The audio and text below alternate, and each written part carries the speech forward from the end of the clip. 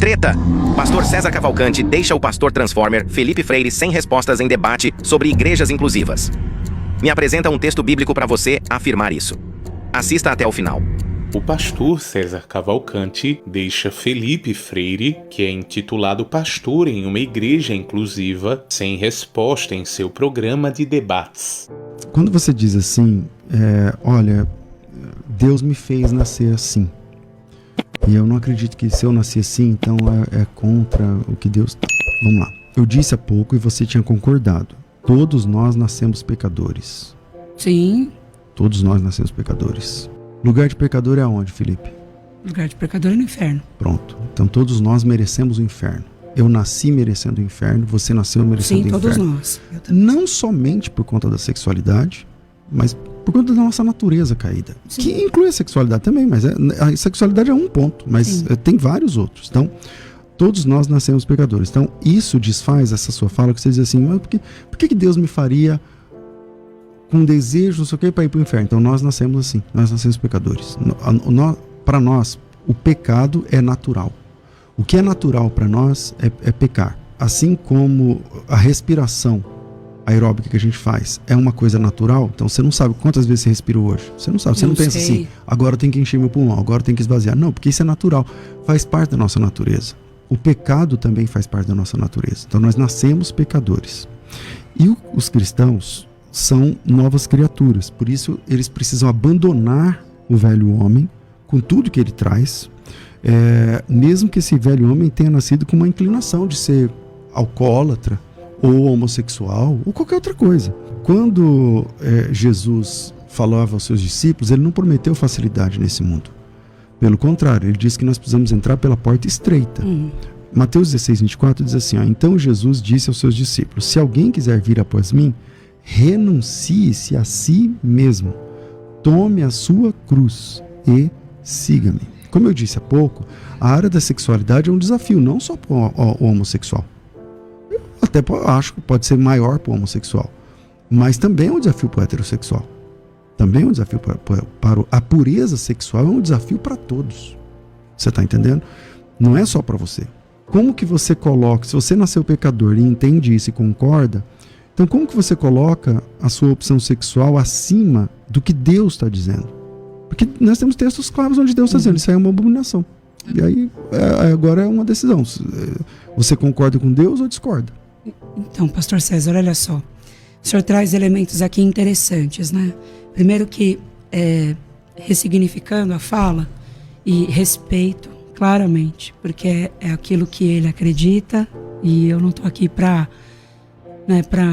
causar qualquer tipo de desconforto. Ao contrário, estou falando aquilo do que eu acredito. Não é uma opção ser homoafetivo. Eu não... Mais uma vez, eu não escolho ser homoafetivo. Eu não acordo e falo, hoje eu quero ser gay. Assim como ninguém escolhe nascer pecador. Exatamente. Eu nasci assim e acredito que sou assim. Fui criado assim. Qualquer pessoa que você for conversar, que seja homoafetiva, você vai perguntar assim para ela, fulano, você descobriu ou você sempre foi? A pessoa vai dizer, muitas vezes, olha, eu sempre fui. E muitas vezes também a pessoa namorei pessoas. Namorei. Tem vários. Existem. Eu, Felipe, pastor. Eu me converti muito cedo e sempre fui uma criança mais doce, uma criança mais afeminada, uma criança...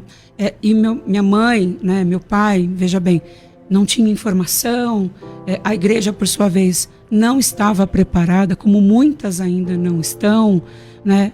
Diferente do posicionamento do pastor César, que brilhantemente colocou aqui, né, que a igreja pode receber os homoafetivos, eles serão acolhidos ali, eles poderão assistir o culto, mas não poderão ingressar o chamado. Mas a igreja hoje ela não está preparada para receber o homoafetivo.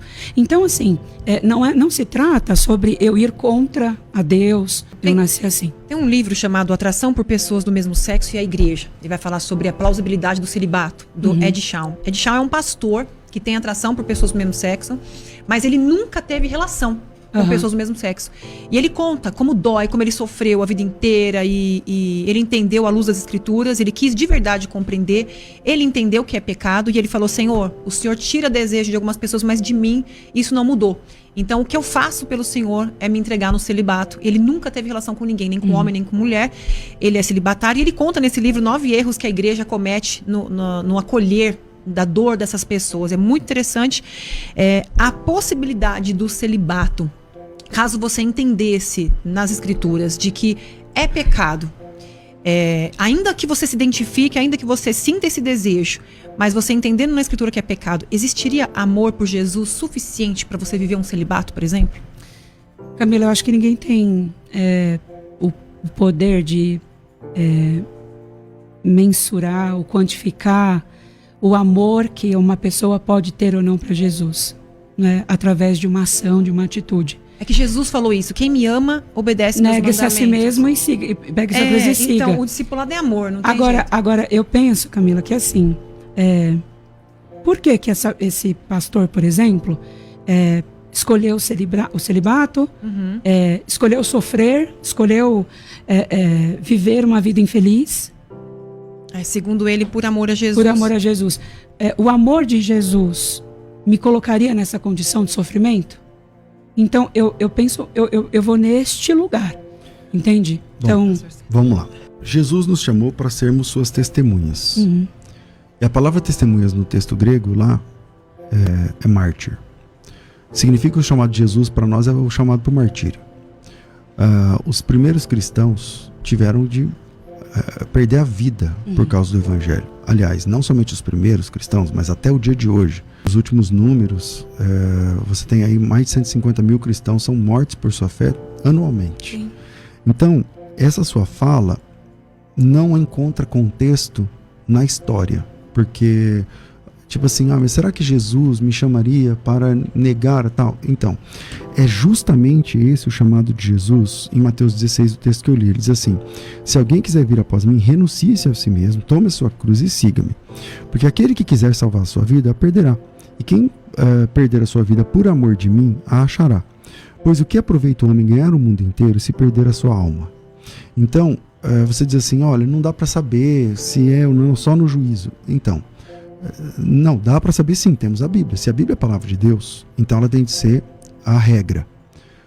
Aí a questão é se a interpretação sua do que se você considera a Bíblia a palavra de Deus, já era, acabou. Então nós temos uma regra.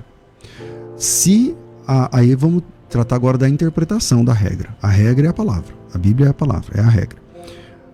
A questão é, se a sua interpretação estiver equivocada, então você está no inferno no final. Se a sua interpretação não estiver equivocada, então há espaço na graça para alguém que não quer abrir mão de uma sexualidade que a Bíblia discorda. Teologando nos textos, indo para os textos, qual é o texto que você acha base para isso? Porque todos os textos que nós apresentamos aqui são contrários, né? Qual é o texto que acha? Que você fala assim, esse texto aqui, ó. Pastor César, eu comecei a minha fala aqui trazendo o versículo que está lá escrito em 1 Pedro 2, 9 e 10, né? Todas as vezes que nós terminamos e encerramos um culto lá na Contemporânea, a gente professa esse versículo. 1 de Pedro 2, 9 e 10. Vós, porém, sois raça eleita, nação santa, povo de propriedade exclusiva de Deus, né? A fim de proclamar as virtudes daqueles que vos chamou das trevas para a sua maravilhosa luz. Vós sim que antes não erais povo, mas agora sois povo de Deus, que não tinhas alcançado misericórdia, mas agora alcançaste misericórdia. Eu acredito nessa promessa. Eu acredito nesta graça que me alcança. Eu acredito que eu sou amado por Jesus. Eu acredito que eu sou aceito por Jesus. Eu não posso, em nenhum momento, Pastor César, e respeito, assim, imensamente a fala do Senhor, a opinião que o Senhor tem. Inclusive, me ponho aqui até num lugar de reconhecer a unção que Deus tem na sua vida, né? O Senhor hoje é um profeta, né? É uma pessoa, uma referência dentro do mundo eclesiástico, onde Deus seja louvado. Tem